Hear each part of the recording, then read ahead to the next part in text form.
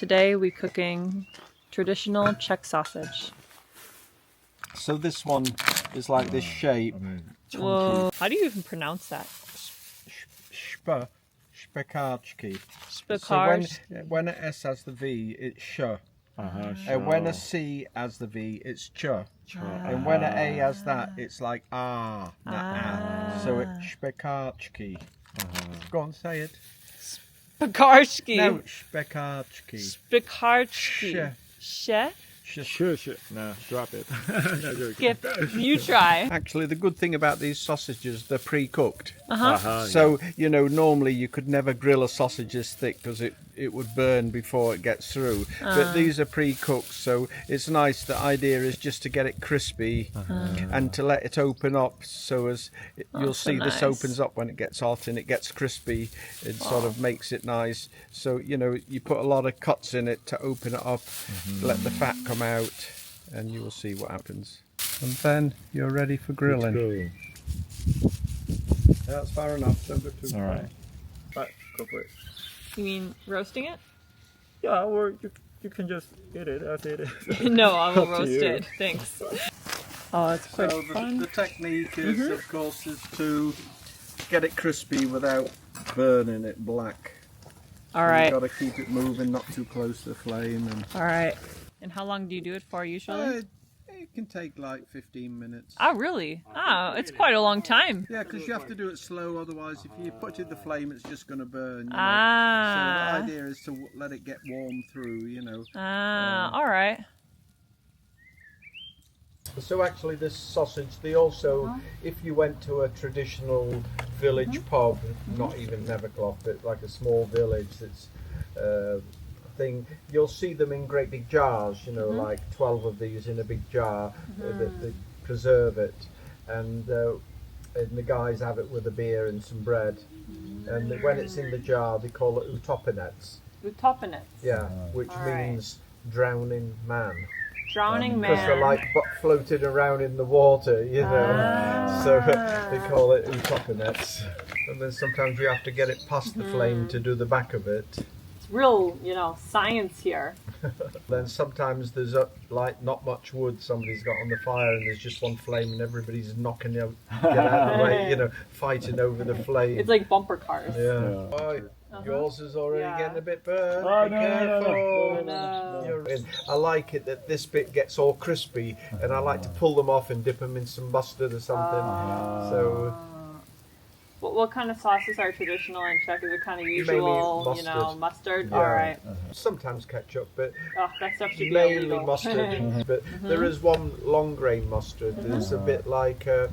It's really nice, dark, and it's got the grains of mustard seeds in it. Got a lot more taste. Oh, I love mustard so much. I Yeah. really Yeah. hated ketchup. I feel like Yeah. American sauces, like traditionally on like kind of barbecue food, are super boring. Just ketchup, mustard. But mustard is actually, can be so diverse. I feel Yeah. like the normal yellow one is quite shit, but there's so many varieties. Yeah. Have you had the French one, Dijon mustard? I love Dijon Yeah. mustard. Yeah. I Even find it a bit yeah. sharp for me. But it's super sharp, but a small bit goes a long way. Yeah. Yeah. I thought in the States everybody was just into ketchup. Ugh, I really hated that stuff. Yeah. Even growing up, I really Yeah? it's too Childish. sweet and Just for child. yeah. Or maybe I had it so much that I kind of Yeah. got sick of it. Yeah. Well, I mean, that is one of the things I don't like about it. I mean, a lot of it's got a Yeah. high percentage of sugar in it. How about ranch? Ranch, I used to hate it. Now that I have it twice a year, I like it. But Twice a year. Yeah. it's like a biannual event. All right, it's been 6 months. Mayonnaise? I'm due for my ranch. about mayo? Mayo.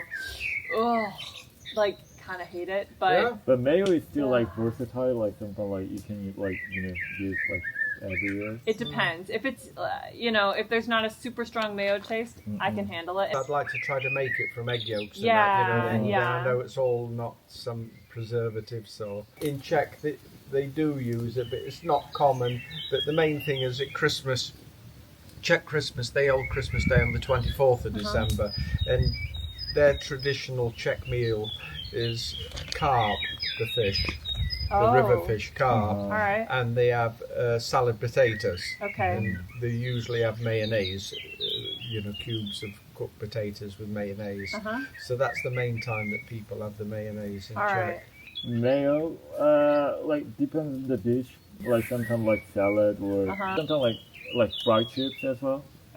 French fries. What about Thousand Islands? A Thousand Island. What is Thousand Island? It's like orange. It's like orange salad It's like dressing, pinky. kind of. Pinky, yeah. It's a bit like mayo, but it's pink colour, and you usually have Pink it colour. with seafood, with prawns or something like that. To be honest, I'm not a huge fan of it. I've never heard of this stuff. I like aioli.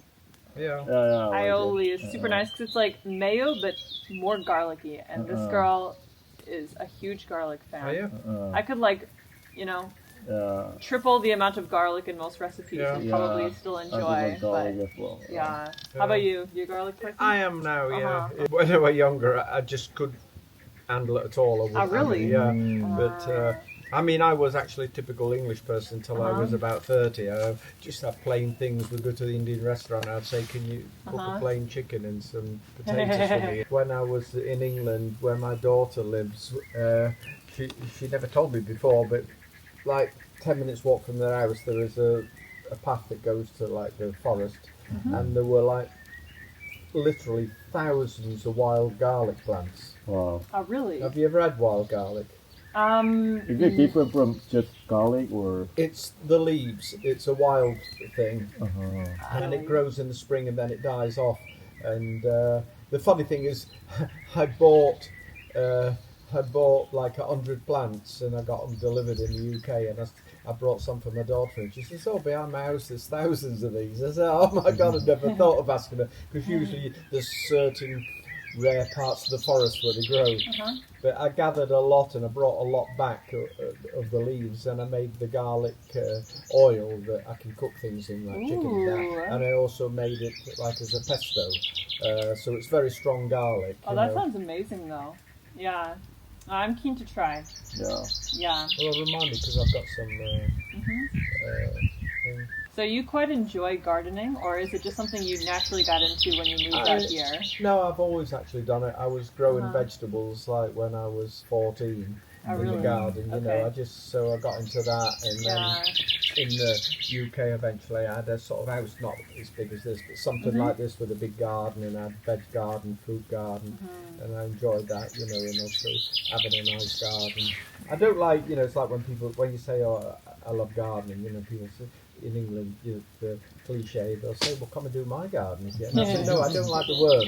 I just like to sit and have bushes and trees and grass. I don't actually like digging in that. I like to." But like I particularly like vegetables, because like now, you start off with the seeds and it's quite rewarding, and something just changing every day. The seed starts to sprout, it gets bigger, it gets a bigger plant, you put it into a bigger pot, and then you end up with a big plant and you end up eating the product. So I sort of like that process. And we do love vegetables, so when I get it, you buy a bag of spinach from the supermarket, which you can buy in Czech. But it looks like a great big bag, but when you cook it, it's like for one meal, So when we have our own, and I can pick it every day, and I know it's not been, I don't use any chemicals. When I know it's not been treated with chemicals. I'm pretty sure it's done, to be honest. Anyway, he said you can eat it any time. I think I don't want mine to be too burnt, so I will just take it off now. Oh, exciting! Very exciting. Because after the cooking, I just really feel like kind of like, I don't know, like really greasy. Yeah, I'm vowing to never eat strawberries again. No, never. I'll change my mind about that soon. I won't change. I will just... Actually, the shape really transformed, This one? Yes. It's a bit burned, but it's okay. I think we have some sauces and things. I want to put some on. Alright. Wow, fucking... Wow. Nice? More than that. I want some mustard. I want a lot. I really like mustard. I really like whole grain or long grain. Okay, I'll just do a little bit on the side. Okay, and then I want salt. This girl likes salt a lot. Oh, it's already salty, but... Yeah. For you, yeah. I like extra salt. Okay, now I will give it a try.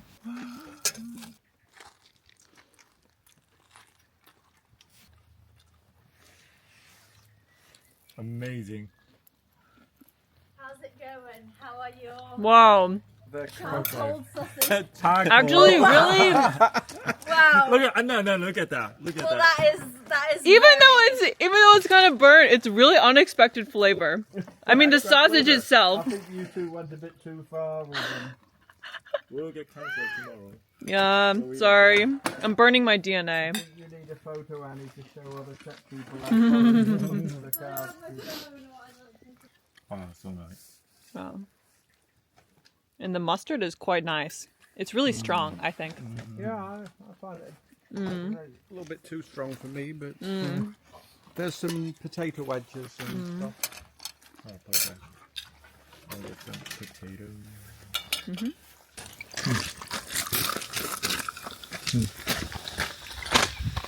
We still do it every year, like I went last year. Probably. I was telling you about your 24 hours in the forest.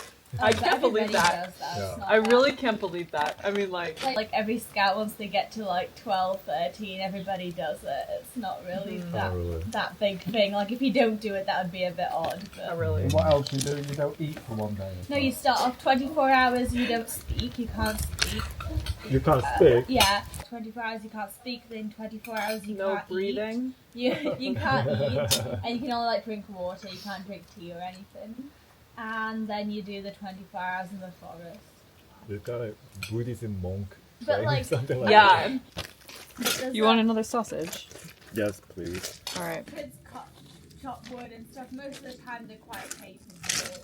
They're used to it, like when you started with the scouts, like chopping the wood and helping with that, or chopping some smaller trees or something like that. So they're sort of like quite. Most of them can do it quite well.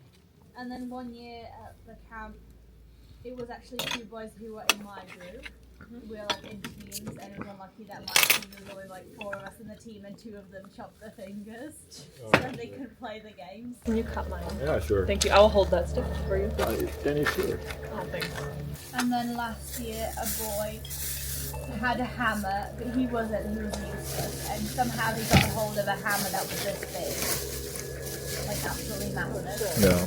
And he like hammered his finger, Oh, shit. and like his nail came off and stuff, and he was only like probably 6, and he went to the hospital and stuff, and they had to do some stitches and stuff. Oh. He returned a few months later to the scouts, so. I don't blame him. When I was 9, I was like home alone with a friend, and we were cutting an apple. And normally, I just cut apples with like one of those apple slicers that just like does the job for you. You just press down. It's like child-proof. Kind of has some wedges, but it was broken. We broke it, so I used a knife, and I like stuck the knife in the middle of my hand, like straight in. Shit. Yeah.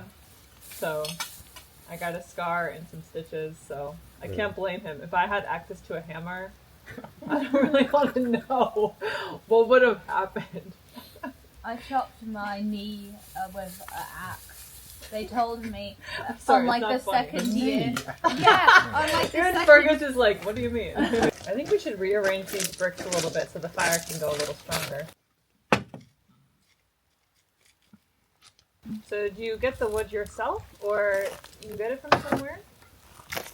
We have a friend who's got some forest, they bring us the wood. Ah, cool. They cut it off and Ah, nice. the son is a forester who works for the state company. These are the people who live in a small village.